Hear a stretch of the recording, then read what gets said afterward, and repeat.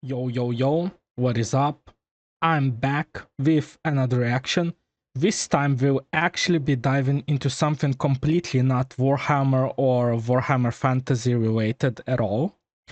This was actually requested about 2 months ago, but I was gone. So the video is titled Spartans, the Ultimate Super Soldier by PancreasNoWork. I know that Spartans are from Halo, but I never played those games. Most of you who can guess, I'm from Eastern Europe. I was from like a broke family, honestly. I couldn't just afford, so my childhood was Heroes 3 and Counter-Strike 1.6. So I only know that Halo, the main guy is called Master Chief, and there's like an AI Cortana assistant. That's all I know about the series.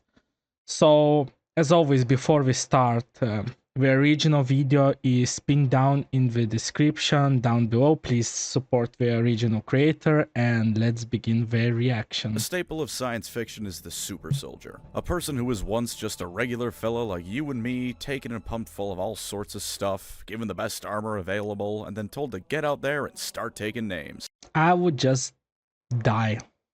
I have zero beliefs in myself. I would just die. Space Marines are the premier example you probably think of, given that this is mostly a Warhammer channel. Clan Elementals from Battletech are another standout, since they were so thoroughly effective the Inner Sphere thought they were aliens at first, because no foot soldier should be able to tank around from a mech and keep going. But for me and many others, the most iconic super soldier isn't one of these or any other number of examples you can think of. It's the Spartans of Halo.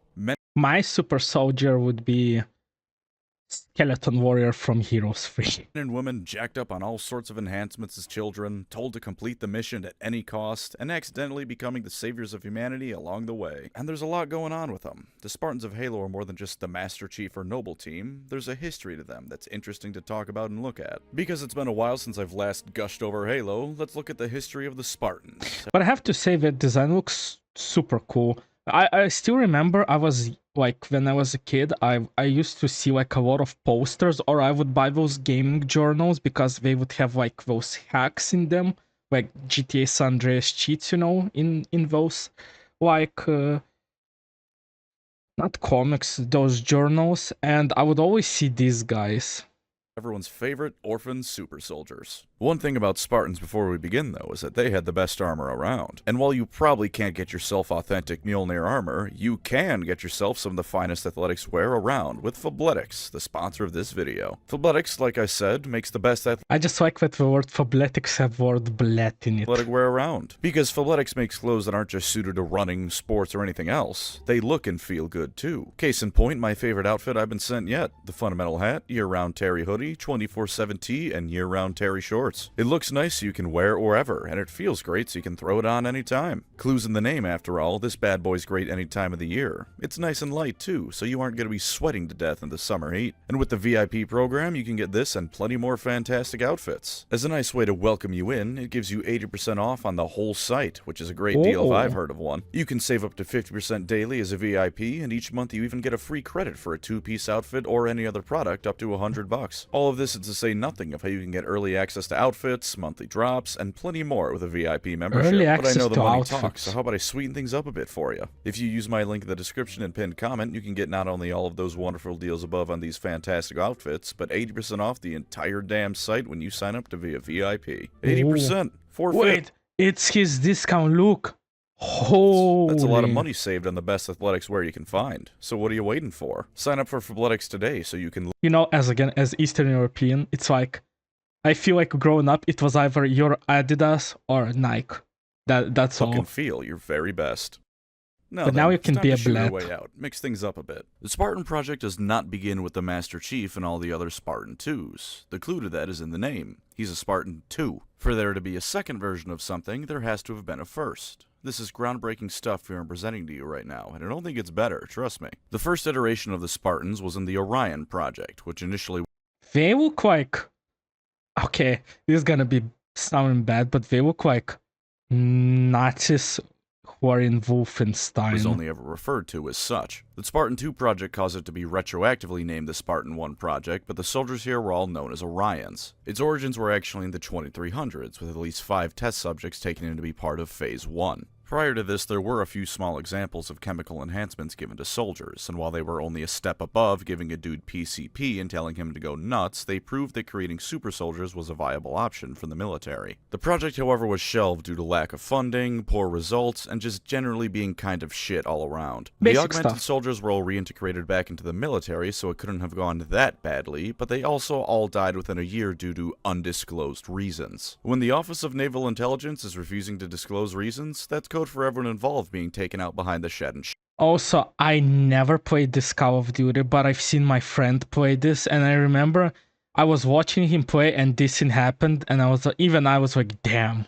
what the fuck? shot. Anything beyond that is lost to time, because between the data on the original project deteriorating and people stealing it, people probably also being Oni, much of it is no longer available. It did also pave the way for things like adrenaline injections and other minor enhancements to become standard for UNSC troops, so if you ever wondered why research in the first Halo Wars was to start juicing your soldiers to make them run faster, now you know. In the late 2400s, humanity was on the brink of a much more mundane catastrophe than what would come about in 30-odd years. The outer colonies of humanity wanted to be independent from the United Earth government, and the UEG did not want them to be independent. Insurrectionist movements of all types were springing up, and they ranged from protests to outright terrorism. With the insurrection gaining steam fast, Project Orion was relaunched on January 29th, 2491. Given that a year from then, the best solution the UNSC had to prevent rebellion was to nuke an entire colony to ash, some important Dude, I'm sorry, but it's going so fast. I barely can process everything. So I'm like, as I'm understanding, there's like Earth, the main like place, and there's the Earth probably conquered like stars around, and other planets started to rebel against the main planet. So the main planet nuked itself. people felt maybe giving super soldiers another go would be a good idea. Less collateral damage at the very least. From the best of the UNSC Marines and Special Forces units were, surprisingly enough, volunteer forces, taken to be made better than what anyone could hope to be without a bit of genetic magic. Based on where else but the planet Reach, since Reach was kind of a big deal prior to getting obliterated, these soldiers were taken in to become part of Project Orion. One notable member was none other than Sergeant Avery Johnson. If you thought he was just a bit too badass to be a regular person, you're right. He was a Spartan-I. He looks like a badass from like the 80s movies with Schwarzenegger. But yeah, Beginning with he's probably in the games, this guy, but I have no idea who he 65 is. volunteers and eventually reaching a peak of 300 soldiers, Project Orion was a mixed bag, though far more successful than the first time around. The augmentations were hell on everyone involved, with Johnson describing it as agonizing while also sending him into confused fits of rage. Once that little stumbling block was passed, however, the Orions were quite effective in combat. They proved key in a variety of operations against insurrectionist movements, and were pretty good all around. The issues that arose were twofold. One is that pretty good wasn't good enough. While Orions were all better than unaugmented humans, without an in-depth examination, you weren't able to tell them apart from normal dudes. The project basically took normal soldiers and made them slightly better than your average ODST. ODSTs are awesome, but that wasn't the level of effectiveness the UNSC was looking for. They wanted more. And all the while, the insurrection was only getting worse, with more civilians being caught in the crossfire and feelings turning more and more against the UNSC. The UNSC needed the ultimate soldier, and all Project Orion gave them was really good soldiers. The other major issue is that many Orions also suffered irreversible genetic damage. It caused physical and mental degradation, substantially reducing their quality of life, and worst of all for the UNSC's purposes, degrading their performance in combat. While not every Orion suffered from it, most notably again Avery Johnson, enough did that Oni fabricated a disease known as Borin syndrome to explain why several hundred soldiers were suddenly starting to melt. It's not all bad though. None of the Orions got the same treatment as those first 5 did, instead being quietly reassigned back to the regular military as the project was ended in 2506. They even inspired the ODSTs to be heavily restructured, turning them into the badasses we know from the games. One final legacy the Spartan-Is had was their children. While it's never confirmed, it's hinted that the children of Spartan-Is had their own augmentations given shortly after birth. That's actually cool that the children got something from it. Well, it kind of makes sense though. Not anywhere near the level of the following Spartan generations or even their own But it's only cool if children were okay. Like, if they were, like, sick and dying, then that's not good, I think. Spartan-I parents, they were nonetheless physically superior to baseline humans. 13 of them even formed their own mini-military group to fight the Covenant. Nothing super important, but given that it's not guaranteed they were augmented, it raises the possibility that these Spartan 1.1s, as they were called, could have been the start of breedable super soldiers. Which means, thank God, Oni didn't seem to pay them too much interest, because otherwise there undoubtedly would have been some pretty monstrous shit going on there. But with them out of the way, now it's time for the good stuff. The Spartan-IIs. While Project Orion was created and then decommissioned, a report known as the Carver Findings was published. It stated that unless the situation with the insurrection was resolved quickly, humanity was on the brink of total war between the inner and outer colonies. Dr. Halsey, scientist and all-around pretty bad. But I'm still confused. Why do our colonies, like, why do they want to fight in between themselves? Is there something what one colony needs what the other doesn't provide, or why? Oh, I just don't get this part. Human being added her own report to the mix, stating it was even worse than that. Mankind was on the brink of potentially sending itself back to the Stone Age, Age of Strife style, and at the Like we're at now, guys. least, billions were going to die. Plenty of people were skeptical of this, and quite frankly, I think it's a bit out there as well, but Oni is, among other things, incredibly paranoid. Whether or not it would have ultimately been true is irrelevant, because Oni believed it to be true. So she was brought on to Oni Section 3, the Special Projects branch, and in 2511 they got to work on continuing what the Orion Project began. The goal this time around was to create super soldiers to throw at any insurrectionist cells in their infancy. The idea was that you'd have a couple of moderately important people going, hey, maybe we should break away from the UNSC, and then super soldiers would storm into their meeting and blow them up before it could escalate into full-blown warfare. For the record, this has to be violating some sort of human rights convention, but Halo gets pretty grim sometimes. It is what it is. The criteria for the Spartan-IIs is what led to them all being kidnapped children. They already needed to be young enough for their augmentations to be accepted by their bodies, but Oni also wanted soldiers that would only ever be soldiers. No question. Okay. Chain of orders are wondering if what they were doing was right. As far as they were concerned, total collapse was on the lines. Dude, this I keep hearing Oni, so I'll just say Oni because it's easier for me.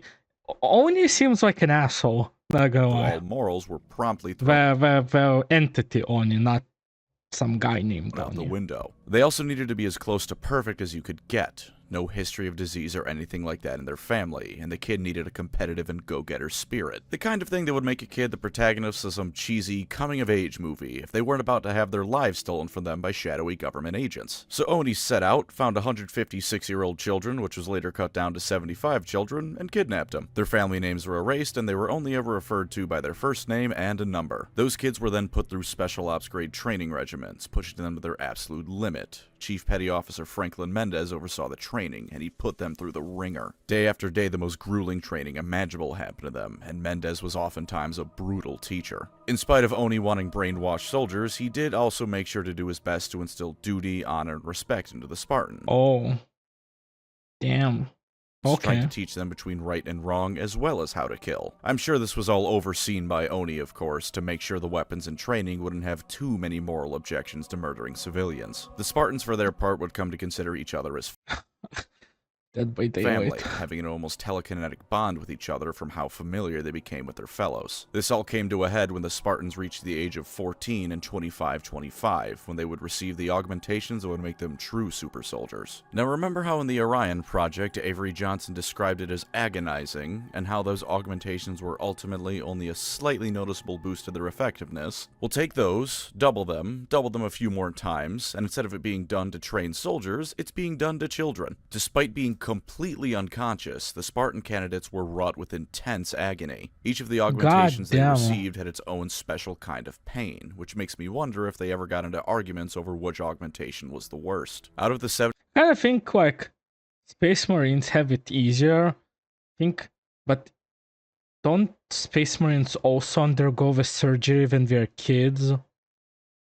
Either way, like, this here is, like, fucked up. 25 children selected, 30 of them straight up died. 12 more were crippled. But again, I still don't know much about the universe and what evil lurks within, so maybe, unfortunately, that's evil to do it to the children, but it's the only way to ensure survival of of the billions or trillions. To the point of being unable to function, and were put into cryostasis in the hopes that they'd be able to be rehabilitated in future years. Only 33 survived the process and came out. So they took 150, halved it by 75, and only 33 came out successfully. God damn. Proper Spartan-IIs. Dude, this even sounds worse than like Witcher 3, not Witcher 3, Witcher trials, when they become Witchers. While all this was going on, the Spartans were replaced with flash clones to avoid suspicion. Cloning in Halo for the UNSC is rather less than perfect. The clones start deteriorating the moment they're made, and after a few years they had all died of technically natural causes. This prevented anyone from finding out about the whole mass kidnapping of children thing, although at the very least the father of one Spartan, Naomi 10, was convinced that his daughter was still alive out there and became an insurrectionist as a result. The head of ONI called Catherine Halsey out for this, saying she only did it to ease her own conscience. Whether or not that's true, having a handy excuse to explain away kidnapping 75 children seems like a good thing to have to hand. I can only assume that Margaret Parangoski was angry at Halsey because the whole thing was an act of subterfuge ONI wasn't involved in, and therefore was wrong in their eyes. Also, 2 of the surviving Spartans killed themselves after coming into contact with their flash clones.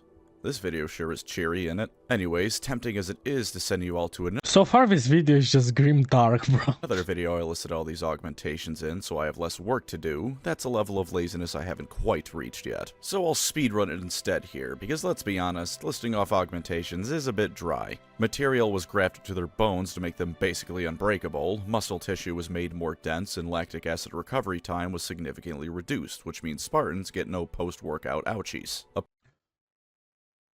Damn, now that is something I would want to have. Pellet was put in their thyroid gland, which boosts the growth of skeletal and muscle tissue. They dicked around with the blood vessels in their eyes to let them see far better, and they messed with their nervous system so as to increase reaction time by 300%, with unconfirmed reports of increases in intelligence, memory, and creativity. It's worth keeping in mind that these are the results when the Spartans were 14 years old. By the time they reached full maturity towards the end of their teens and into their early 20s, this was all going to only get more and more extreme. Very few of them were under 6.5 feet tall, with some such as George towering above everyone around them at over 7 feet without the armor. So they're like big boys, holy. To put how effective they were into perspective, the Master Chief, after his augmentations had settled, was working out at a military gym, and the entire time he felt off. Not weaker, just that everything was wrong. It got to the point he was checking machines to see if they were broken, and at one point he dropped a weight and calculated how fast it was falling because to him, it looked like it was dropping in slow motion. Then some real cocky ODSTs came in and started being rude to the Chief. This ended with John and those 4 ODSTs in a boxing ring, which subsequently ended with 4 crippled or dead ODSTs. One of which John kicked so hard in the balls, his hips exploded.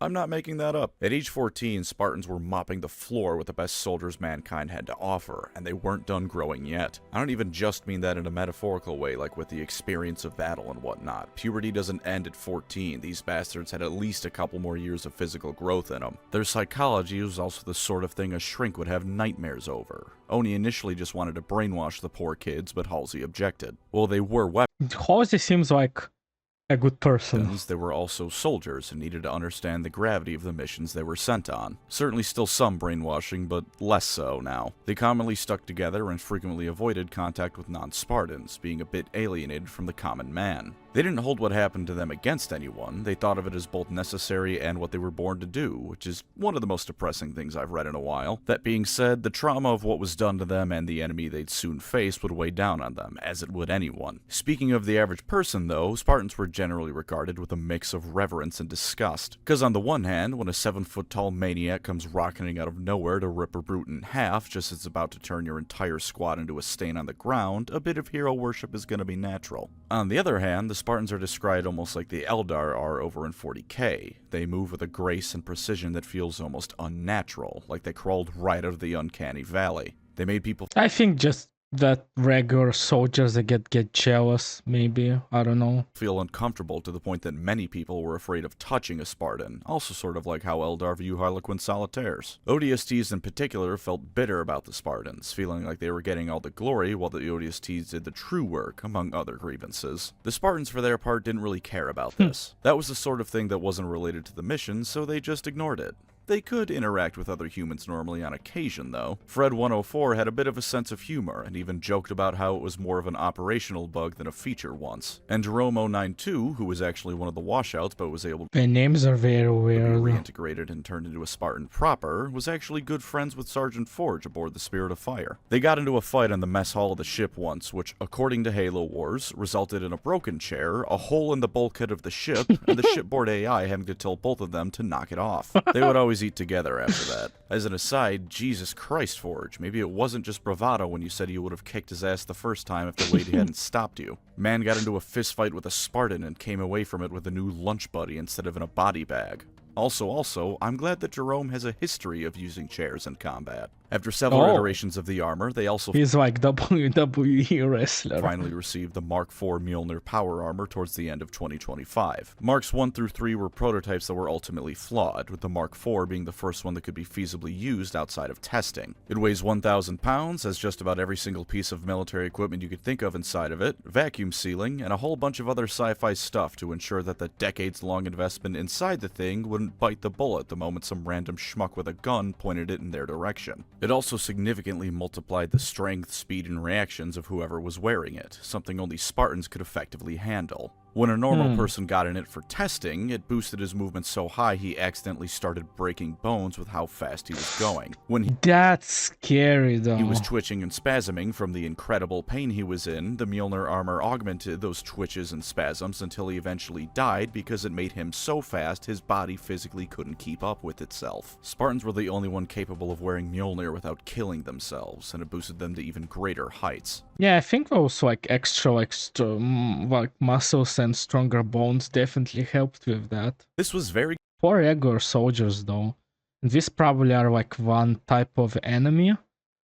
They look kind of freaky. good timing, because in 2525, the Covenant decided that humanity as a whole had to bite the bullet. The Spartans prior to this had only partaken in one operation against a traitorous UNSC colonel, and it was without their power armor, so they were still pretty green. As Harvest was raging, the Spartans were rapidly deployed to deal with the threat, with Spartans Sam, Kelly, and John boarding a Covenant ship through a hole put into it by a Mac round. They succeeded in planting missiles on the ship's generators, however Sam's suit was breached by a plasma pistol overcharge shot and the vacuum sealing had failed. He stayed behind to detonate the missiles and destroy the ship, as the only other option available to him was to suffocate in space. This rather shook the Spartan-IIs, who prior to this had felt invincible. Not that you can really blame them all that much for it. What teenager doesn't feel invincible, especially after one of them takes on 4 special operatives and puts them in body bags? In spite of this, it proved to the Spartans and humanity that the Covenant could be killed without needing to throw 13 of their ships at a single Covenant vessel. Over the course of the war, the Spartan-IIs would be humanity's greatest asset. In many cases, they were the only thing turning a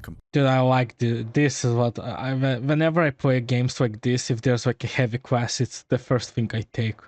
complete defeat It's like you're an immovable fortress, Vulcan fortress into something that could be salvaged, and their operations cost the Covenant millions of lives. They were not frequently frontline soldiers, although given the nature of the war, they would see that role come up now and again. They were instead sent on high-priority missions to allow the rest of the UNSC military a fighting chance, be it assassinating key targets, blowing up facilities, or any number of other things. Since this video is more about the Spartans in general than any particular event, I won't go into too much detail, but honestly, just play Halo on Heroic or watch someone do it. You have the freedom to run and gun without worrying for your life about half the time, and the other half the time you have to be tactical, taking out the right enemies and making sure you make proper usage of your equipment and surroundings. That's basically how the Spartans operated in combat. They were gods of war capable of doing pretty much anything. They could tank hits no one else could. Why do those monsters run in the melee? Why don't we just shoot the Spartan? Use the stealthy approach when necessary, and were proficient with anything you could arm them with. Spartans naturally came to be the stuff of legends for both the UNSC and the Covenant. For the UNSC's part, the program was declassified in 2547 to boost morale, as by this point the war was handily in the Covenant's favor.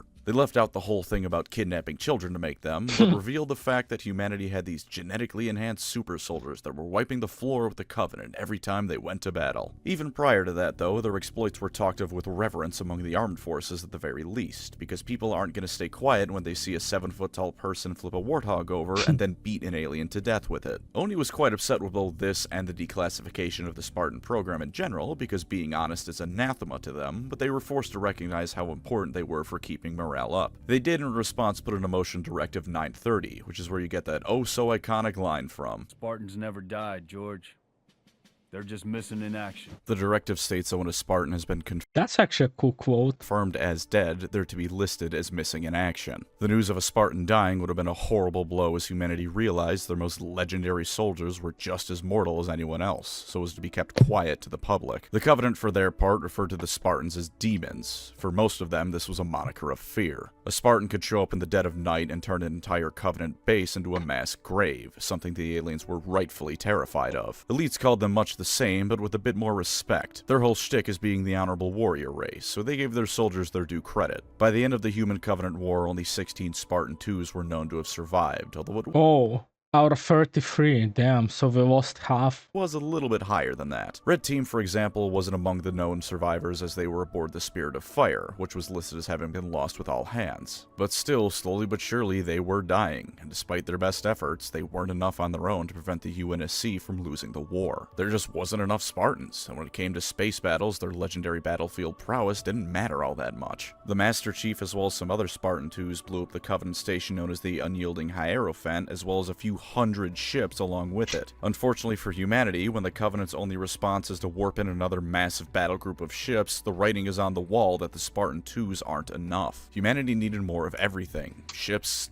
So they decided to do Spartans free. and equipment, and most important for what we're talking about, it needed more Spartans. Enter the Spartan-III program. I wanted to make a joke, but okay. Created and directed by Colonel James Ackerson, who I regularly call James Ackerman by mistake because Attack on Titan has poisoned my brain, these were to be the next generations of Spartans improving on the twos. While they were still created with the intent of making super special Spec Ops soldiers, eventually it was hoped that there would be over 100,000 Spartan-IIIs to deploy more liberally to open engagements, which ultimately never came to pass. Instead of Oni going around kidnapping children from their families this time, they instead decided to get candidates from a different source, kidnapping orphans of war instead. An Oni officer would approach a child from a colony the Covenant destroyed that lost their parents, ask them if they'd like to get revenge on the people that murdered their family, and then take them away in an unmarked van to pump full of drugs and slap in some armor before telling them to go kill the alien. That's gonna sound so wrong when you said it like this. The first batch was gathered by December 27th, 2532, and by 2536 they were ready for deployment. Their augmentation procedures were far more advanced than those of the twos. Ackerman created... God damn it. Acker's son and those on the project were able to refine it down due to both the existing data from the procedures beforehand, as well as advancements in technology ever since Halsey first turned children into weapons. This allowed for not only a far safer procedure, though still a painful one, but for a wider gene pool to be taken from. While they probably weren't going to be taking in anyone suffering from some sort of genetic illness, you no longer had to be baby Hercules to be selected to become a Spartan-III. Many of the procedures were also chemically induced, rather than requiring some surgeon to go digging into a kid's organs and hoping the poor thing didn't fall apart like So at least we improved on this part of the surgery. Humpty Dumpty when they were putting him back together again, further increasing survival odds. In fact, I don't believe anyone actually died from the augmentations. The gene requirements were still narrow, but selecting someone from outside of that range didn't mean they'd explode when augmented, it just wouldn't stick. Probably cripple them for life, but not kill them. That's better, I think. Their training was also headed by the Spartan-II Kurt, and was said to be even more intensive than the Spartan-II's training, so you know they were being put through the ringer to make them the best of the best. The Spartan-IIIs of Gamma Company were also secretly given 3 additional drugs to increase their effectiveness. One was to prevent their bodies from ever going into shock, as well as make them deadlier in combat. It basically turned off the flight part of fight or flight. The only purpose of the other 2 drugs was to be regularly taken in order to prevent the first one from driving them into an animalistic rage. What came out of the Spartan-III program were soldiers that in ideal circumstances could have become every bit as deadly as the twos, and arguably more so. And if you think that's just favoritism for Halo Reach talking, how about you take the words of Fred and Kelly, both Spartan-IIs themselves. Fred was incredibly impressed by how they performed, saying that even for a Spartan, their attacks were masterworks. Kelly briefly fought one of them as well, and the 3 was able to twist her arm and break free from an arm lock she puts them in. She did lay him out soon afterwards, but the 3 was almost immediately on the move again, and Kelly noted that if she did that maneuver to any normal person, she would have ripped their arm clean off. And if all that isn't enough for you, in one of the books, June was ripped out of a space station without a helmet and managed to fight his way back in without dying. Wasn't exactly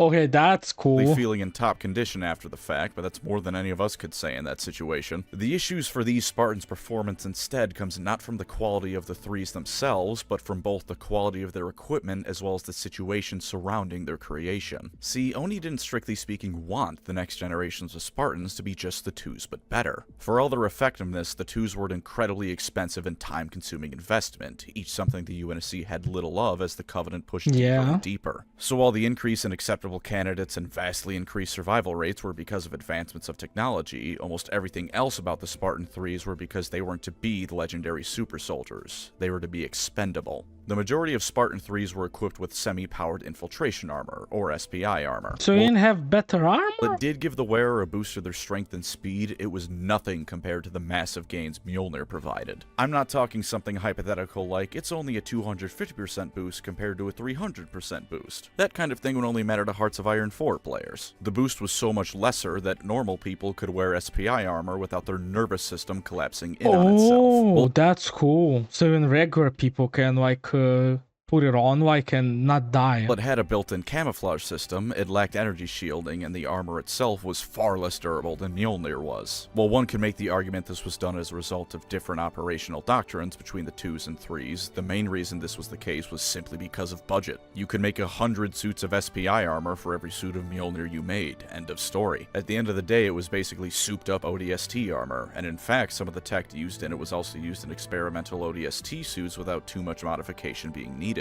And just to put the cherry on top, the 3s were oftentimes as young as 11 when they fought the Covenant. The Spartan-IIs were at least in their teens by the time war broke out, and by the end of the war were hitting the 40s and 50s. Spartan-IIIs didn't even have that small blessing. These were children even more so than the 2s, and they were thrown into hell. To make matters worse for them, many of the missions Spartan-IIIs were sent on were oftentimes the kind of missions that resulted in a 100% casualty rate. For reference, there were 3 main companies of Spartan-IIIs, each with 300 members minimum. There were Alpha, Beta, and Gamma, Gamma of which had 330. A planned Delta company was going to be trained, but then the war ended, so they weren't really needed anymore. Alpha company was the first one deployed in 2536, and for the first 9 months of their service, they performed spectacularly. Then they went on Operation Prometheus to destroy a Covenant shipyard, which they did, and every single one of them died doing it.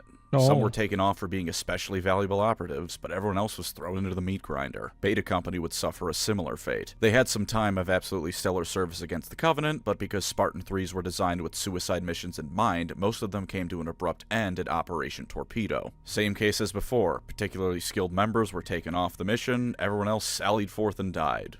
On the bright side, a whole 2 of them managed to survive this time. Ooh. That's something. That is technically infinitely more 3s than survived the last time, which isn't great because last time was 0, but, you know, better than nothing. Gamma Company, the one that received the angry drug I mentioned earlier, managed to mostly survive the Human Covenant War. Training for them began on July 9th, 2545, and this was a rush job even by the standards of the 3s. They were, as normal, all around 6 years old, but the UNSC needed soldiers a lot quicker than the Gammas had time to grow. So they all had puberty artificially induced in them in addition to various growth hormones to help things along. God damn. It did largely work, although so it's a literal man-child. Because they turned a bunch of 7-year-olds into biological adults in the span of about 9 months, the Gammas had to relearn basic coordination. In spite of that absolutely horrific opening, these lots didn't have nearly the amount of casualties as the other companies, and many would ultimately survive the war. Oni had to figure out how to use them since they all had that angry juice in their brains, but they were eventually to be put into positions that didn't require too much public exposure to keep that little rage serum thing a secret. The little angrons. Preparations for Delta Company's formation were all ready, but as I said, the war ended before it became a necessity to form it. Despite the 3s being used as expendable shock troops, particularly promising 3s were taken and put into separate units to keep around for missions other than suicide charges. Oh no, my VTuber died. One such unit was the Headhunters. These were 3s that managed to complete at least 2 of their assigned missions. They were taken off their respective companies and put into a separate unit Dude, I look at this helmet and I feel like the guy here is bald. whose job was to go behind enemy lines on the worst of missions. They were also given specialized training and put into squads with further effort put into ensuring they could all work together. Some of them were given SPI armor that incorporated many of the features of Mjolnir, such as energy shielding, but it was still inferior to Mjolnir and casualty rates remained high. A number of 3s 2s were lucky enough, however, to be pulled out of their respective companies and given proper Mjolnir armor. These ones were naturally the best of the best and were treated much the same as Spartan-IIs, given missions that could feasibly be completed without guaranteeing their deaths. They were treated so similarly, in fact, that many of their actions were attributed to the 2s, since the general public wasn't really aware of the distinction between the Spartan generations. The 3s, for their part, allowed this to happen without much complaint, probably because they were all war orphans who just wanted to kill aliens. You can even see some of these fellows in Reach, though rather darkly you only see what's left of their last stand. All those corpses in Lone Wolf? Yeah, those were some of these guys. And of course, Noble Team, which was apparently just its own thing. It was entirely separate from the Spartan-III command structure, being its own team under the UNSC Army's jurisdiction. They got Mjolnir armor, they didn't have the same restrictions as other Spartans, which was why Emil got to have a collection of Covenant weapons, and they even got to have a 2 on their team. Fellas, I am once again asking for an F in the chat for George. It was always a 6-man team with another Spartan. This guy looks dope. Being rotated in if one fell, with a special exception for Emil, who had a Spartan rotated into his place if they were fighting insurrectionists, because he was apparently such a brutal monster to them that the agency that kidnapped children to make super soldiers out of said, "Hey man, you're going too far." What the hell did he do to them? Carter and Kat were the only 2 remaining original members of Noble Team by the time of Reach, and by the end of Reach, the only remaining member of Noble Team period was June. Don't need to go too into the specifics here, just go play Halo Reach. That's all that needs to be said. It's the best Halo game, go play it. Overall, the 3s were easily the most tragic of the Spartans. Halsey, for all her monstrosity, at least attempted in some small ways to give the 2s a measure of comfort and guidance. She felt guilt over what she did and for every 2's death, and even with all that report nonsense about humanity about to throw itself back to the Dark Ages, she never truly convinced herself it was ultimately a necessary sacrifice to create the Spartan-IIs. Meanwhile, Ackerson threw the 3s into the wood chipper that was the Covenant to try and jam it with their bodies. The credit they might have gotten was oftentimes given to the 2s or the Spartans as a whole without any distinction, and the only true exception I could find of this was a statue dedicated to Noble Team built on Reach after resettlement began. And last but not least, because the original Project Orion was such a flop, we have the Spartan-IVs, also known as why first There's even 4th version. impressions matter, because I genuinely think they're a natural continuation of the program, but Palmer sassing the Chief when they first met poisoned so many people's perception of them. The Spartan-IV project was a very simple one, and indeed calls back to the original Orion project. Take young candidates that show promise as well as veterans, all of whom are volunteers, and turn them into demigods. This time it was headed by 2 Spartans, Admiral Musa, who was one of the Spartan-II washouts but managed to survive, and June, of Noble Team fame. Ackerson was going to head the project initially with Halsey as a subordinate, but then he died and Halsey was arrested. Oops. The Spartan-IVs led to the creation of the Spartan Operations branch of the UNSC military, a separate entity from any existing one whose purview was what else but the deployment and overseeing of Spartans. There was some hesitation about the program, both for the necessity of it and because of what the recruitment was like. The necessity part was just because the Human Covenant War was over, so did we really need to invest more time and money into creating another group? So what, did humans in Covenant became like I don't know, was there any truce or? Of Spartans. For the recruitment part, when you could take from children, you could make sure they were obedient through copious amounts of brainwashing. Taking from volunteers amongst the military, though, meant that your future super soldiers capable of tearing through tanks like a knife through butter might have all sorts of baggage. They might decide that deserting and joining the other side might be the right thing to do. But in the end, the program was given the go-ahead, with the first class of Spartan-IVs graduating on January 7th, 2553, with a second and much larger class beginning in 2554. As an aside, Spartan-IVs are generally referred to by their last names rather than a number, since erasing the identity of who they were before they were taken isn't a part of the program anymore. Congratulations, 4s. Through the sacrifice of those who came before you, you have earned the right of basic human decency. Their augmentations, unlike the previous programs, don't require incredibly strict genetic criteria to be met. As long as you have the ability and promise, you can become a Spartan. The procedures, as far as I could find, are also That's a big improvement. far more forgiving on the body, without a casualty rate or even a washout rate for that matter. Over the course of 3 weeks, the surgeries were undertaken, and at the end of it came out a super soldier. Of course, due to the changed nature of these Spartans and their augmentations, there were downsides in terms of how powerful they were. The augmentations, while certainly powerful, were nothing like the ones of the 2s and 3s. They were far less intensive, yes, but also far less potent for it. They also require regular regular checkups to ensure everything is sitting well in the recipient's body. The Spartan Operations branch requires not only 2 hours of daily specialty training, but a further 2 hours daily of physical conditioning and augmentation monitoring. While certainly cheaper than the 2s were, all things considered, a Spartan-IV is an investment you need to keep a constant eye on. Oh. Unlike the 2s and 3s where once all is said and done you could pretty much ignore them, Spartan-IVs require constant doctor visits and more to ensure their augmentations are taking properly. Now, how about I just cut to the chase and get a nice argument going in the comments between 343 Halo fans and Bungie Halo fans, of which I am both, so I have no true stake in the matter. Are Spartan-IVs equal to 2s or 3s? The answer is both no and yes.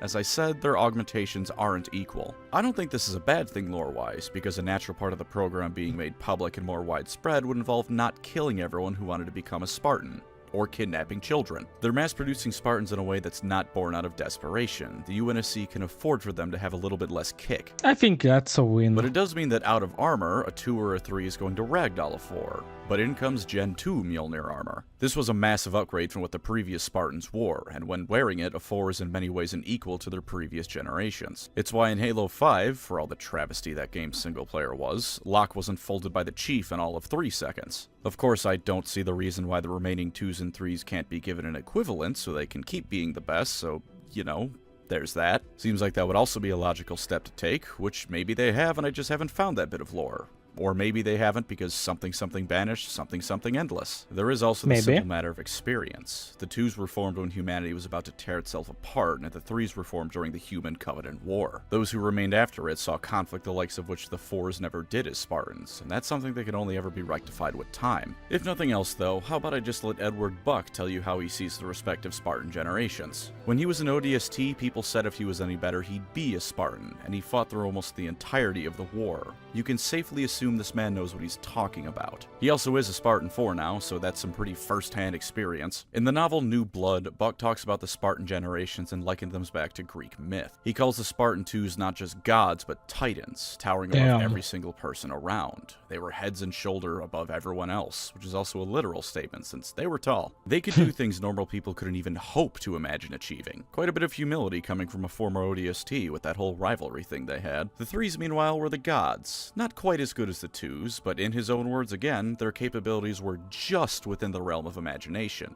certainly still far above what anyone else could hope to do. The 4s, meanwhile, are the demigods, the children of the gods. By his own admission, you could feasibly see a 4 and not recognize them as a Spartan outright. You'd see them as an Olympian athlete who could fold you like a pretzel, to be sure, but without a comprehensive examination, they weren't outwardly that much different from normal people. I actually like this type of explanation. It's very easy to digest. But on the inside, they were still special. Someone capable of things no mortal could possibly do. For my opinion, which I will make you sit through because it's my video and I have that power, I think he's right, though perhaps not in the way you immediately think of given the whole Titans, Gods, Demigods comparison. The 2s were the greatest Spartans. They helped train the future generations, and while not the original template, the future ones were all based on Halsey's work. And hell, Master Chief.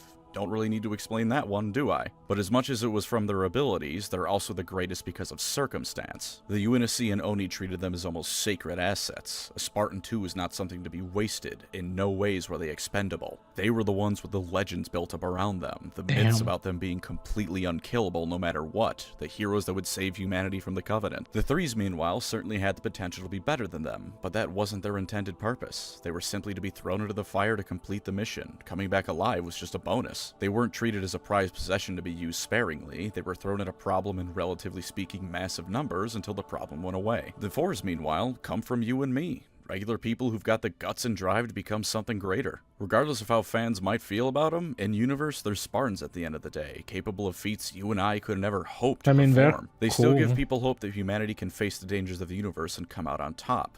The 4s will probably never have the in-universe legendary reputations that the previous generations have, but they don't need it. Oh. And if worse comes to worse, if HighCom declares Corruptor, is it really going to make a difference for you if a 4 is hunting you down instead of a 2? What the fuck? I thought not. So that, everyone, was the Spartans, the ultimate I blinked and this just happened.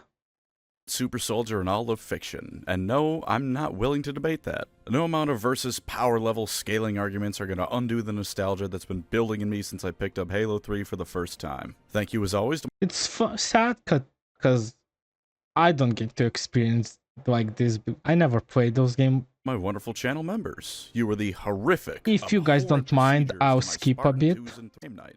Look, Gary, there I am. It was good fun and a phenomenal pair of videos. Check them out. If you'd like to support the channel, feel free to subscribe or become a member. Either way, thank you for watching and take care out there. Listen to PancreasNoWork and become his member channel. Whatever that means. Did you know that Thelvadam, prior to becoming the Arbiter, had devised a list of methods of surviving Spartans? Not killing, pointedly, just surviving them. Look up Spartan Rule 34 for more. Don't do it. He's lying.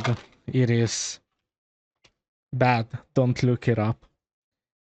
What can I say? As always, PancreasNoWork, great video. Like, I'm actually, I always say it. Like, I didn't think that I would get interested, but I was wrong. I got interested. The fact that I know that there's like different types of Spartans is kind of cool. That there's like second, third, fourth series. I'm still confused. I still didn't understand the Master Chief. Was he the second series? As I understand, he was like second series guy. But does he have like a name? Or it's like nobody knows? Cool. I mean, the whole video was about Spartans, so I understand why there wasn't a lot about the enemies. That's something I think I might need to look up myself in the future, or if anyone requests.